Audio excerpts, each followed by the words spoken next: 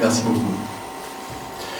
Non, mais je suis d'accord avec tout ce qu'a dit mon confrère Ledoux, et notamment j'abonde complètement dans son sens lorsqu'il a évoqué la question de la formation des dirigeants, qui me paraît un sujet essentiel, parce qu'effectivement, une des clés, pas la seule, loin s'en faut bien évidemment, une des clés du succès dans la bonne appréhension de ces questions, c'est le fait que ça ne soit pas l'affaire que des spécialistes, que des techniciens, que des préventeurs, que des gens qui savent, entre guillemets, mais que ça soit l'affaire de tout le monde, et notamment de tout le monde dans la hiérarchie de commandement. Et pas que dans la hiérarchie de commandement interne d'ailleurs, parce que vous avez souligné fort justement la problématique des donneurs d'ordre, la problématique des sous-traitants, enfin la problématique... Oui. Voilà. On l'a vu d'ailleurs, je trouve que c'est intéressant quand vous présentiez, Anne-Marie, tout à l'heure au début de votre propos, les trois cercles concentriques. Et que vous disiez, il y a le noyau dur, effectivement, et puis un peu au-delà, il y a le COJO, et puis un peu au-delà, il y a toutes les activités impactées, etc. Et évidemment, les données que l'on a sur la sinistralité avec des indicateurs satisfaisants le sont sur le premier cercle concentrique, c'est très bien. Mais un des points effectivement à surveiller, c'est le fait qu'on n'ait pas une situation où en réalité on a renvoyer la patate chaude, si je peux me permettre, on externalise les riches, à d'autres, voilà, à externaliser, parce que c'est un peu le problème, puisque vous le décriviez tout à l'heure, au contraire, effectivement, dans la question de la sous-traitance, hein, qui est bien commode, entre guillemets, et qui aboutit à des situations qui ne sont pas plus satisfaisantes. Alors, si j'en reviens à votre question de départ sur... le fait de l'exercice consistant à essayer de tirer un certain nombre d'enseignements de cette expérience et de tirer un certain nombre de pistes. Alors je vais faire un petit quart d'heure pas de publicité parce que je ne suis pas là pour ça, mais en tout cas j'évoque dans le livre que vous évoquiez, puisque je viens de sortir un livre que j'ai coécrit avec mon compère, pas confrère, mais compère, Bertrand Martineau, qui s'appelle « Le travail et la solution » et dans lequel on formule un certain nombre de réflexions et de pistes pour remettre un peu le travail au centre des réflexions et au centre des préoccupations. Et entre autres choses est évoquée notamment, pas que, mais la question de la santé et sécurité au travail.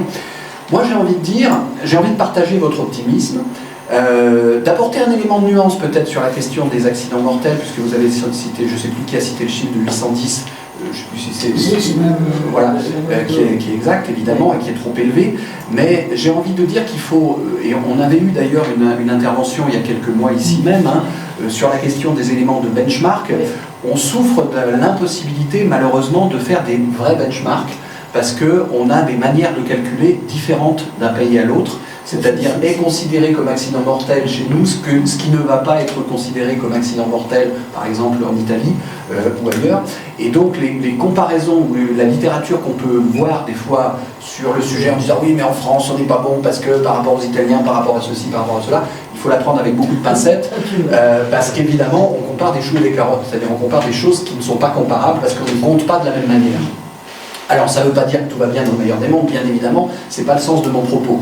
Le sens de mon propos, c'est que malheureusement, on ne dispose pas suffisamment d'éléments permettant d'évaluer complètement, et notamment en benchmark, effectivement, ce que l'on peut être amené à faire en termes de prévention.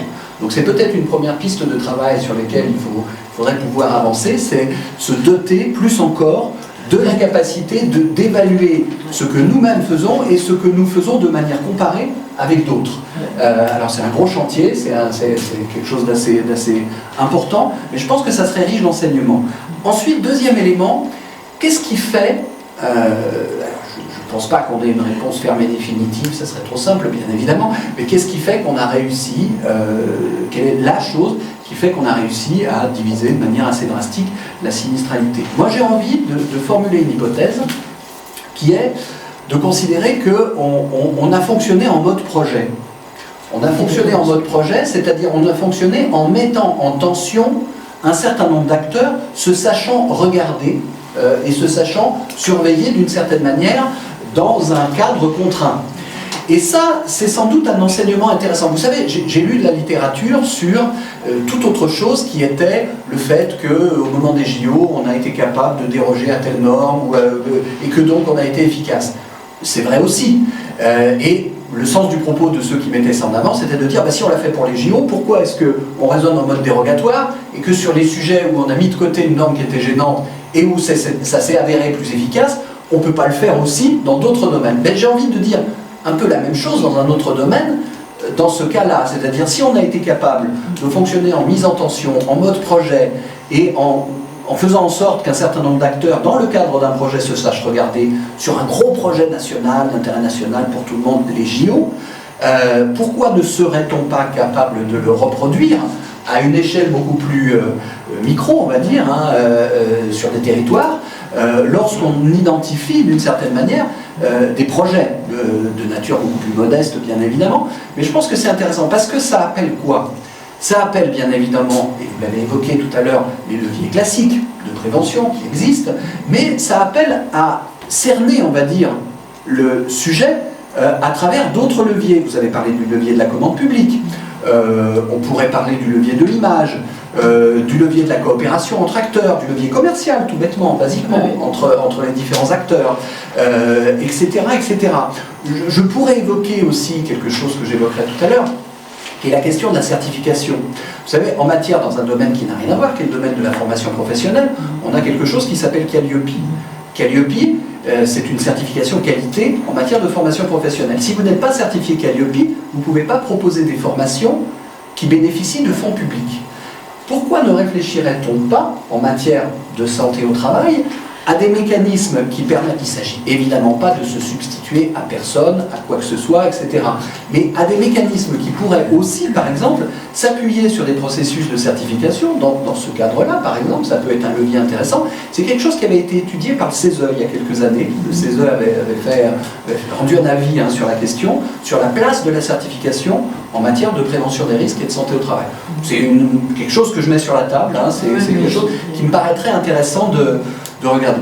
Voilà. Alors après, il y a quelque chose que je vais dire qui est assez classique, basique, et qui rejoint ce que disait mon confrère Ledoux tout à l'heure quand il parlait, c'était amusant, le DURP à la fois obèse et anorexique. Effectivement, vous avez complètement raison, confrère.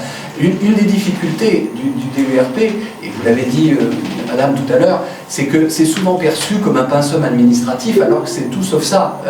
C'est perçu, notamment par les petites boîtes. Oh là là, il faut qu'on se fasse le DURP, oh bah, ils veulent une page d'écriture, on va leur faire une page d'écriture. C'est toujours le problème entre le formel et le réel.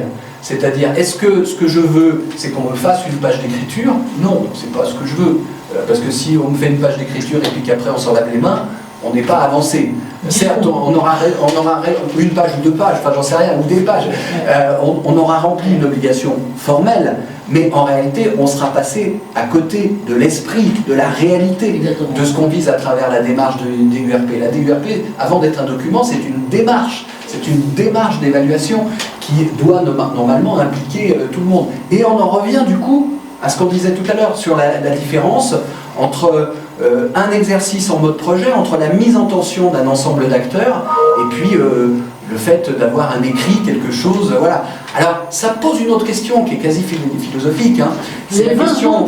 Allez, je conclue. Et du coup, je pose la question en conclusion, comme ça, voilà. Ça pose la question de l'interférence entre la problématique de la responsabilité, qui peut être un aiguillon nécessaire, bien évidemment, mais qui peut aussi polluer un peu parfois la manière dont on appréhende ces questions. Vaste débat. Merci à vous. Pardon de vous couper là-dessus. Et toutes les pistes que vous indiquez, on va les reprendre tout à l'heure. On se laisse 20 minutes. Au final, j'ai deux débats, d'échanges ou autres, et on a tous envie de sauter sur le micro.